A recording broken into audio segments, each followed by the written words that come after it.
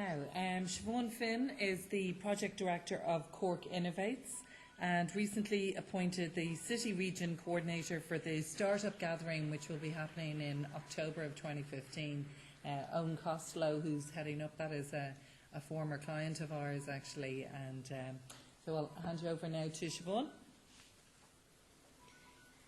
Thank you, Evelyn, and good morning, or good afternoon, everybody. Sorry, maybe wishfully thinking it's morning again. I'm conscious you've all had a very long day today, and with a huge amount of information given to you, so I also have a lot of information to share in this short space of time, but I'll attempt to and endeavour to make it as concise as I possibly can.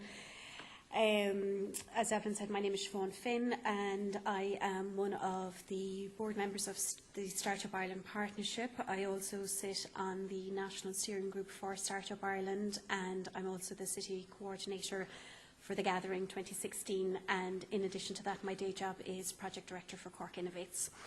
And in fact, it's my day job, I guess, that has brought me to the table as a representative for Startup Ireland today. And maybe just to explain very briefly what Cork Innovates is, because we take pride in the fact that we are a unique model for collaboration between regional support agencies and organisations in the enterprise space within the Cork region. So the project is just over 3 years old at this point and is funded through the Economic Development Fund between Cork City Council and Cork County Council.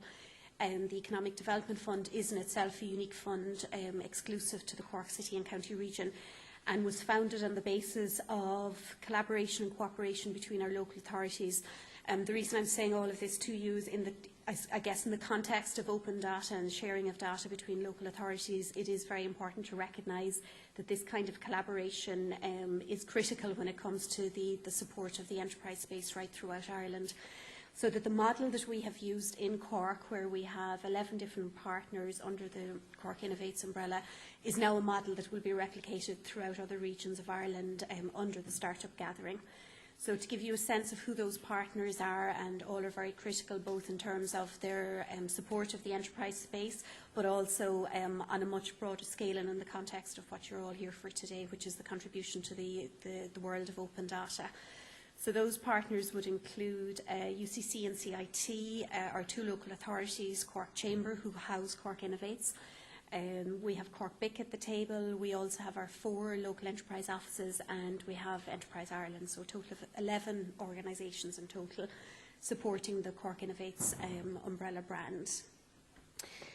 So just to, I suppose, put into context the Startup Ireland gathering and the model for the Startup Ireland Partnership, Ireland is a nation which is rich in entrepreneurial stories, and I think we know we're very, very good at what we do.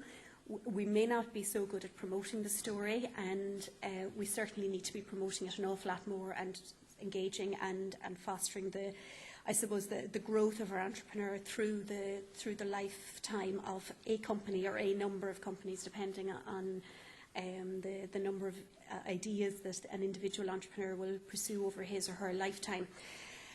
So the ethos of this and the focus, I suppose, of the Action Plan for Jobs over the last number of years, as it has been published and implemented on an annual basis, has been very much around job creation, supporting the pipeline for the entrepreneur, and in particular and critically getting the country out of the economic recession that is experienced over the last number of years. So in 2014, and a number of you I know are here in the enterprise agency space, in 2014 the Department of Jobs, Enterprise and Innovation published a long-awaited national policy strategy on entrepreneurship, which brought together, I suppose, a number of different key thought processes around how the entrepreneur needs to be supported within the enterprise space. And a number of the agencies who are key in the support of our entrepreneurs here in Ireland contributed into that report.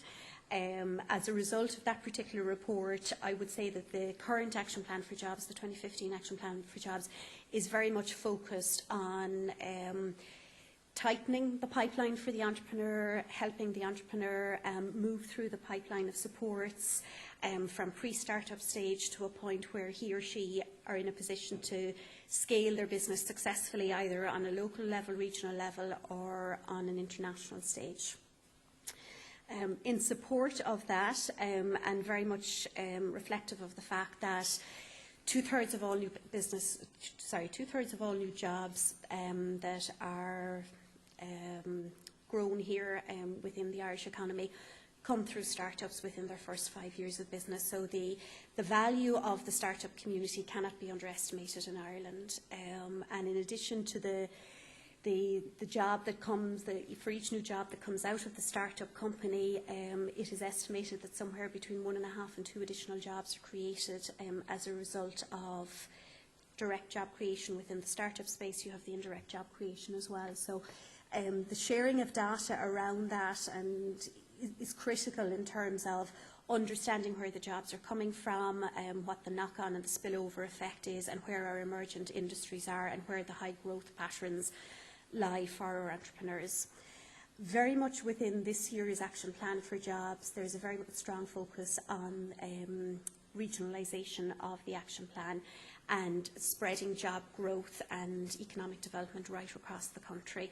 And this morning I was part of a meeting where we talked about the startup gathering and how that would be implemented, and the importance of focusing on key industry sectors between the different cities where the startup gathering will take place. And one of the points that was repeated again and again is that the industries that will be promoted throughout the startup gathering and the emerging trends and the sectors, it will have to be evidence-based. So we will be dependent upon information from our agencies, the likes of Enterprise Ireland and Intertrade Ireland, to look at where the existing strong industry clusters are and the emerging sectors are, to build the model of the gathering as an inaugural event for 2015, but going forward very much to put Ireland out there as a hub for startups by the time we get to 2020, which is our long-term vision. So I suppose I've been in the startup space for the last couple of years at this stage, a number of you, and I was really impressed with the startups I heard earlier. It's very interesting. You've got the entrepreneurs in the startup space, and then you've got the agencies in their space, and trying to mesh the two together can be quite a challenge, because sometimes we tend to speak different languages and we move at different paces, and it's important that we as the support providers can engage with the entrepreneurs. It's important that the entrepreneurs can understand the delivery of the services as we do within the framework of the enterprise space here in Ireland. But one of the, I guess, books that I read very early on is Brad Fell's Startup Communities, which is almost like the Bible in our world.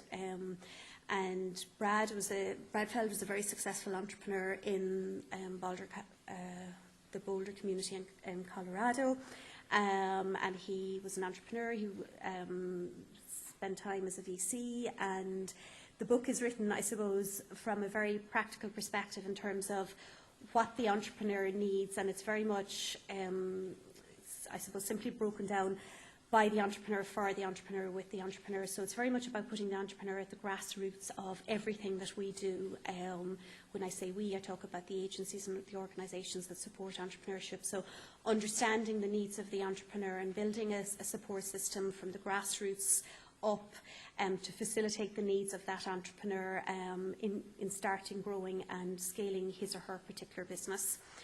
So there were 3 particular points that were raised within the entrepreneurial community from Brad Fell's perspective. He talks about mentoring and peer support. He talks about a long-term commitment. So this isn't something that happens overnight. He refers at one point to a 10-year period in which it takes to build a kind of really strong, robust ecosystem to support the entrepreneur.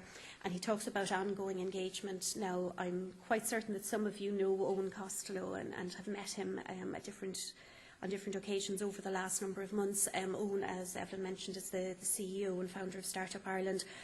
He's also a very strong rugby fan, and he refers on an ongoing basis to how the IRFU have built the sport of rugby here in Ireland, and building it from the community upwards through at community level, at regional level and at national level. So building up through the ranks to increase both the number of potential rugby players coming through the system, male and female, and the speed at which they're progressed through the system at national level.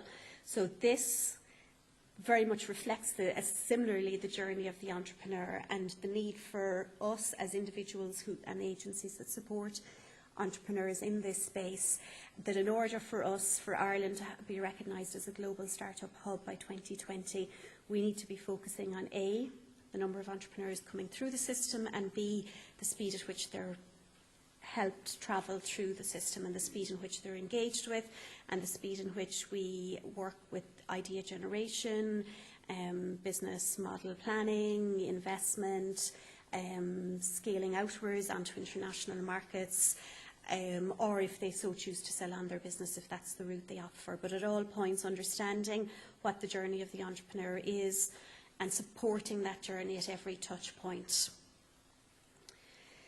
Somebody referred earlier today to what entrepreneurs do. They solve problems, essentially. That's, I think, probably the simplest way it could be broken down. In order to solve those problems, you need information.